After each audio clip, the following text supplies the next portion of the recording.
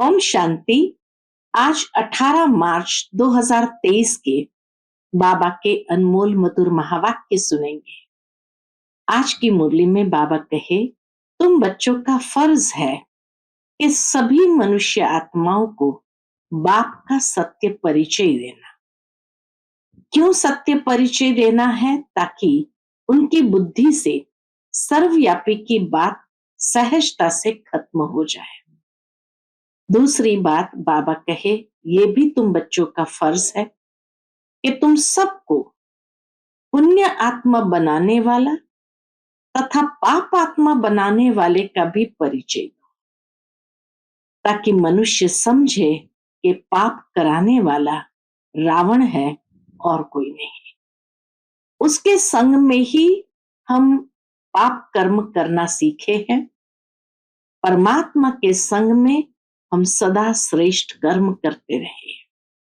बाबा कहे, सर्विस की भिन्न भिन्न युक्तियां निकालते रहो तो सदा अपार खुशी में रहेंगे। तो सुनते हैं आज बाबा के अनमोल मधुर महावाक्य। ओम शांति। मीठे बच्चे, मोस्ट बिलवेड बाप का यथार्थ परिचय देने की युक्तियां निकालनी है। एक्यूरेट शब्दों में अलफ का परिचय दो तो सर्वव्यापी की बात खत्म हो जाएगी। आज की मुरली से प्रश्न है, अविनाशी ज्ञान रत्न चुगने वाले बच्चों का फर्ज क्या है? उत्तर, ज्ञान की हर बात पर अच्छी रीति विचार सागर मंथन कर एक बाप की सबको सही पहचान देना है। पुण्य आत्मा बनाने वाले के साथ साथ पाप आत्मा किसने बनाया, यह समझ देना तुम बच्चों का फर्ज है। सबको रावण के बेर चुगने से बचाए ज्ञान रत्न चुगाने हैं। सर्विस की भिन्न भिन्न युक्तियां निकालनी है। सर्विस में बिजी रहने से ही अपार खुशी रहेगी। आज की मुरली से पहले गीत बजा है, प्रीतम आन मिलो। ओम शांति। बाप परम पिता को हमेशा रचयिता कहा जाता है। मनुष्य कह देते ये पशु पक्षी आदि सारी रचना वह रचते हैं, परंतु समझाना चाहिए, पहले पहले मनुष्य की बात तो समझो। पशु पक्षी ये सब रचना तो उस परमात्मा की है, लेकिन पहले पहले मनुष्य की बात तो समझो। परम पिता जो रचता है वह मनुष्य सृष्टि कैसे रचते हैं? मनुष्य ही उनको बाप कह बुलाते हैं, क्योंकि दुखी है। सभी उस एक रचयिता को याद करते हैं। तो पहले पहले ये समझाना है कि मनुष्य सृष्टि का रचयिता कौन है। वह रचयिता ही सबका बाप ठहरा। पहले पहले बाप का परिचय देना है। आत्मा को न अपना न बाप का परिचय है। आत्मा को किसी का परिचय नहीं है इस वक्त। अगर अहम आत्मा का परिचय हो तो समझे कि हम किसकी संतान है।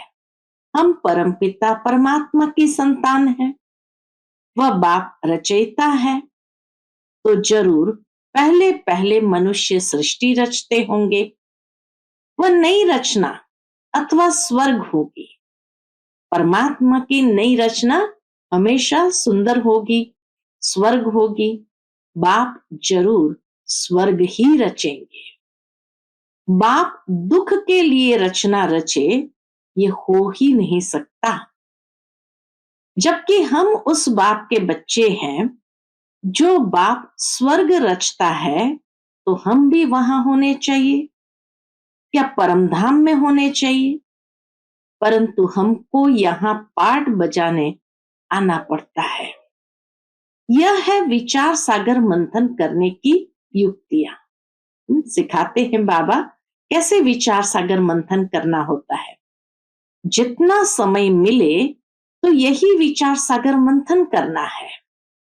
साधु संत आदि कोई भी यथार्थ रीति बाप को जानते नहीं है।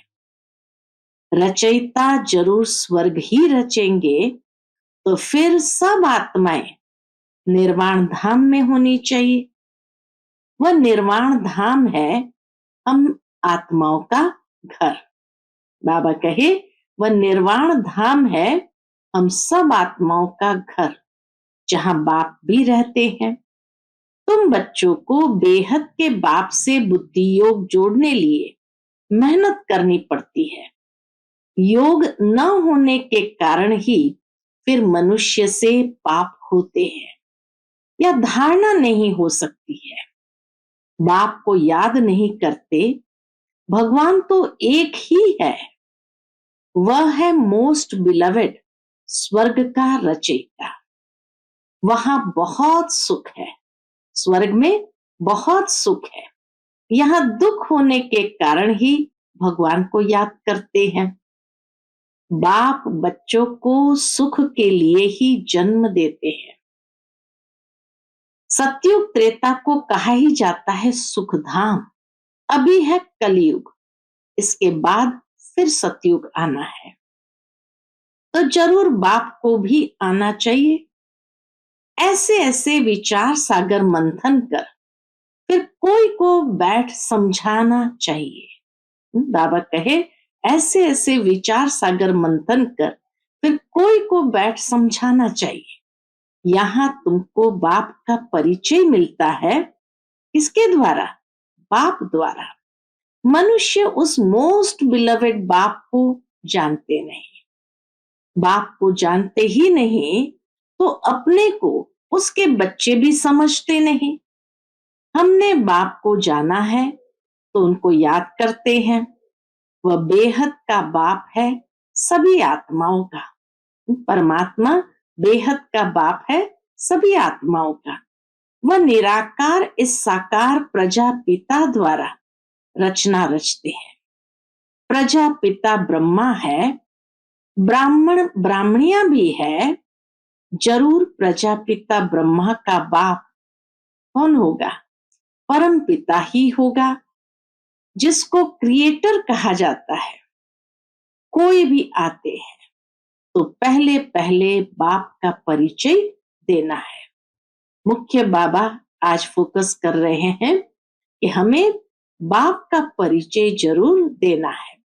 जब अलफ याद पड़े तब फिर आगे समझ सके। अलफ बिगर कुछ भी समझ नहीं सकेंगे। वह भी समझाना ऐसे है, हाँ बाबा कहे वह भी समझाना ऐसे हैं जो मनुष्य समझे। इन्हों की समझानी तो बड़ी एक्यूरेट दिखाई पड़ती है। ऐसे और तो कोई नहीं समझाएंगे।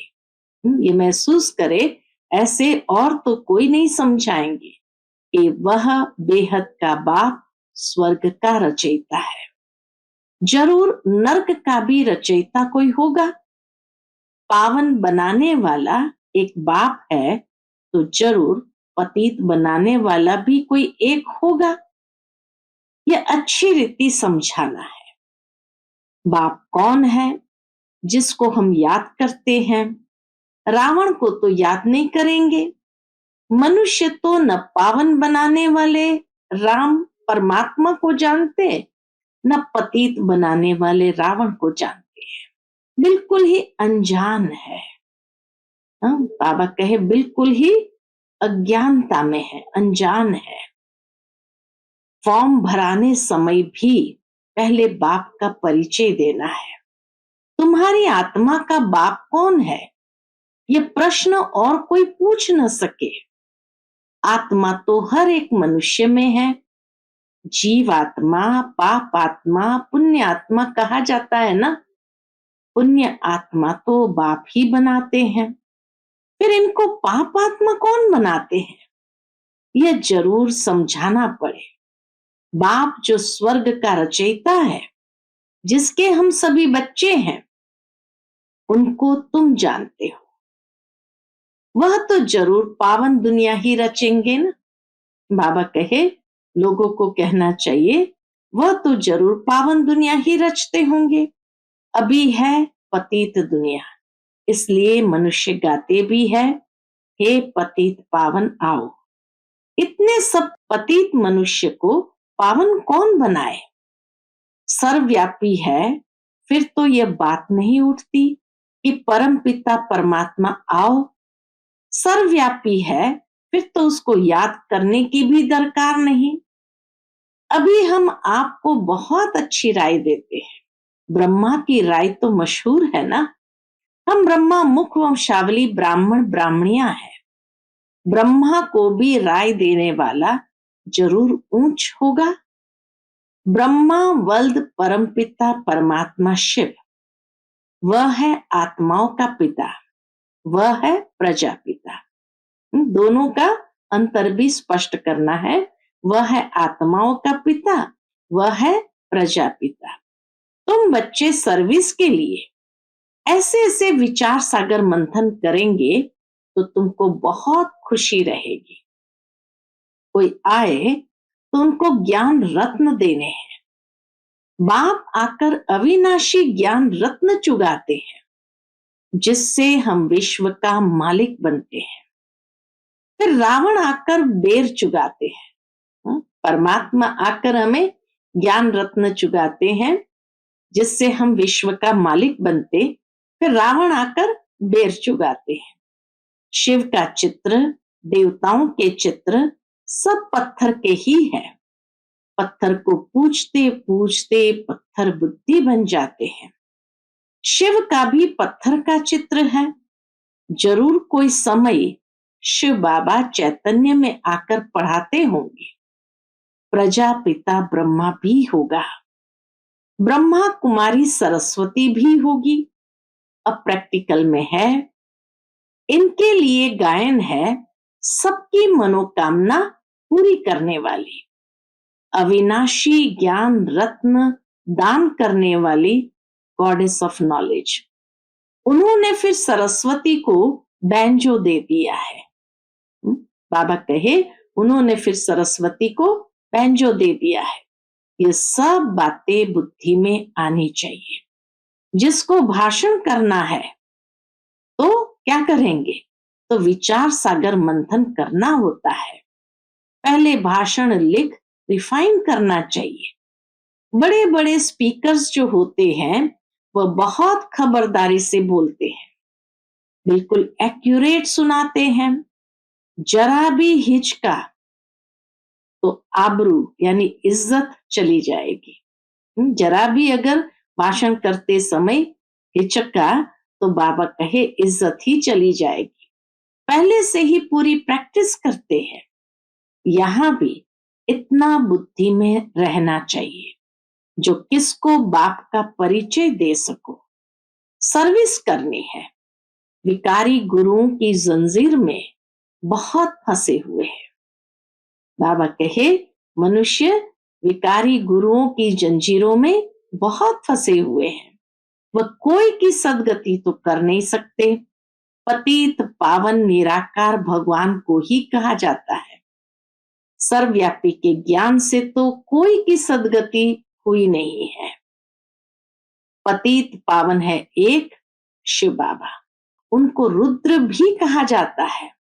रुद्र यज्ञ भी मशहूर है। इतना बड़ा यज्ञ और कोई रच न सके। रुद्र ज्ञान यज्ञ कितना वर्ष चलता है, ज्ञान सुनाते ही रहते हैं। यज्ञ जब रचते हैं तो उसमें शास्त्र भी रखते हैं। भक्ति मार्ग में जब रुद्र यज्ञ रचते हैं तो उसमें शास्त्र भी रखते हैं। रामायण भागवत आदि की कथा सुनाते हैं, उसको रुद्र यज्ञ कहते हैं। वास्तव में रुद्र यज्ञ यह है। वास्तव में रुद्र यज्ञ कौन सा है? यह है। यह यज्ञ तो बहुत समय चलता है। उन्हों का तो करके मास भर यज्ञ चलेगा। यह तो देखो कितना समय चलता है। इसमें जो भी सब पुरानी चीजें हैं वह खत्म होनी है।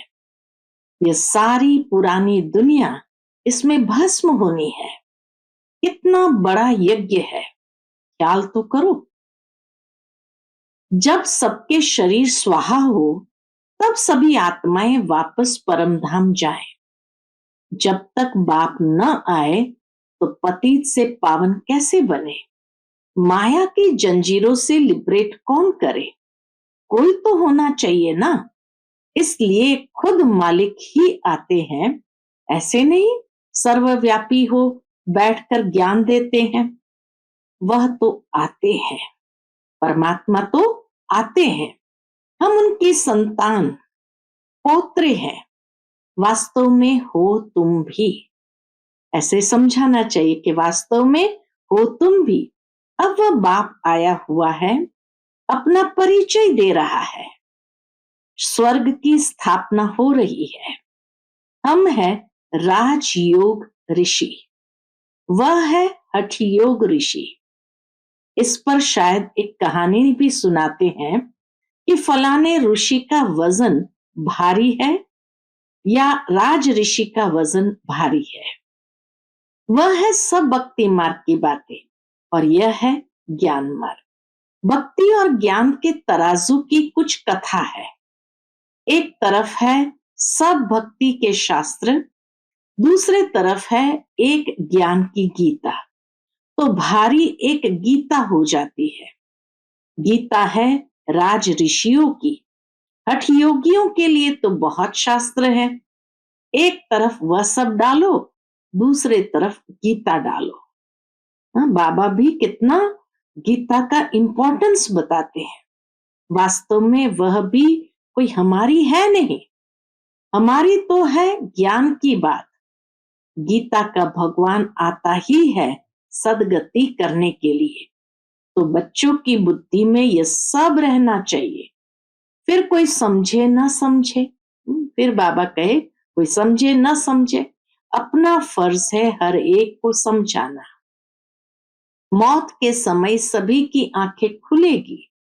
इस ज्ञान यज्ञ से ही ये विनाश ज्वाला निकली है। अब तुम पांडवों का पति है परमपिता परमात्मा। पतितों को पावन बनाने वाला है ही एक परमात्मा, न किसी कृष्ण। वह तो प्रिंस है, उनको कोई गॉड फादर नहीं कहेंगे। फादर तब कहा जाता है जब बच्चे पैदा करते हैं। श्री कृष्ण तो खुद ही बच्चा है, तो उसको फादर कैसे कहा जाए? लॉ नहीं कहता। श्री कृष्ण के साथ फिर जोड़ी चाहिए, उनके बच्चे चाहिए, तब फादर कहा जाए। वह तो फिर गृहस्थी हो गया। यहां तो निराकार बाप बैठ ज्ञान देते हैं। वह कभी गृहस्थ में आते नहीं, सदा पवित्र है। श्री कृष्ण तो माता के गर्भ से जन्म लेते हैं, तो उनको पतित पावन कैसे कहेंगे? अभी तुम बच्चे जानते हो परम पिता परमात्मा को प्रजापिता ब्रह्मा के तन में ही आना है। प्रजापिता तो जरूर यहां ही होना चाहिए ना। इसलिए उनका नाम ब्रह्मा रख कहते हैं मैं इस साधारण तन में प्रवेश करता हूं।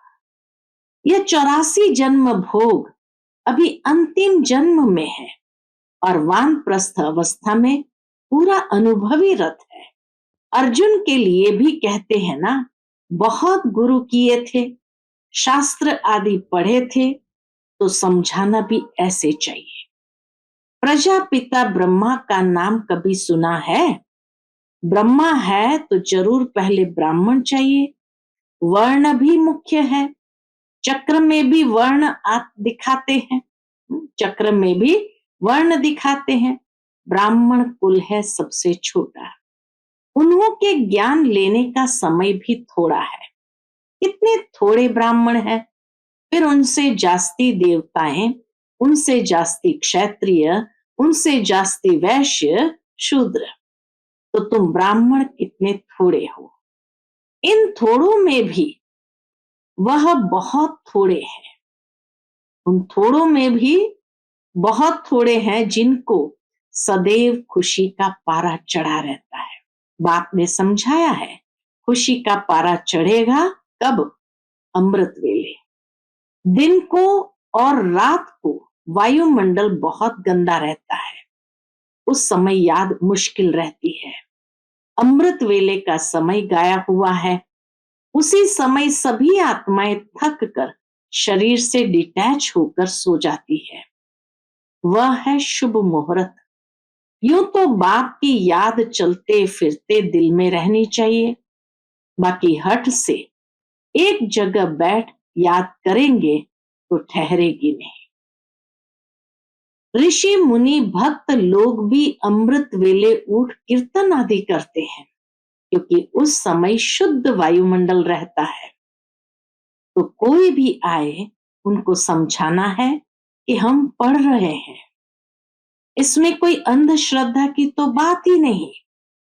निराकार बाप टीचर के रूप से हमको सहज राजयोग सिखा रहे हैं, तो मनुष्य आश्चर्य खाएंगे कि इन्हों को निराकार कैसे पढ़ाते हैं। भगवान वाच भी बरोबर है, तो जरूर शरीर में आकर राजयोग सिखाया होगा। कोई शरीर का लोन लिया होगा, तो पहले युक्ति से बाप का परिचय देना चाहिए। सर्वव्यापी कहने से वर्षा क्या मिलेगा? जब तक भगवान के महावाक्य कानों में न पड़े, तब तक कोई समझ न सके। भगवान है निराकार, ब्रह्मा है साकार प्रजापिता, और तुम हो ब्रह्मा कुमार कुमारियां। निराकार परमात्मा ब्रह्मा तन से पढ़ाते हैं। हमारा एम ऑब्जेक्ट है मनुष्य से देवता बनना। बाप का परिचय देंगे तो बाप की याद रहेगी।